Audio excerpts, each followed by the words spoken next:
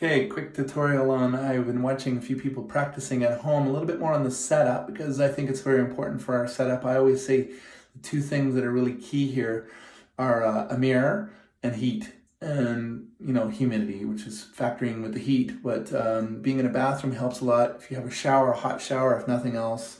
Of course, you have these little space heaters. And for the mirror, I was talking to Kat today. We were talking about having a mirror now. See, for instance, this is a sliding door. I have my mirror in front of me here, but what I've decided is on the side, because the length of the room is obviously this way, right? So if you can put a mirror, and so what I've done is I stuck a little tiny screw there, and if you look, my mirror right here has this little latch.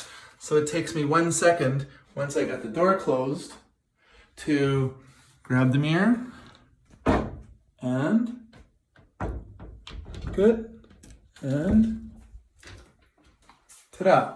So close the door, hang the mirror, do your yoga, unhang the mirror, you got it on the closed door. For me in this case, I also have another door on this side, but it's an opening. I also keep a mirror down here lower because my opportunity that I can do yoga from the side, I can see from the front, but I can also see from my other side.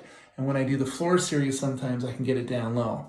So just a quick setup on mirrors, and you're set up to do yoga at home. Cheers, everybody.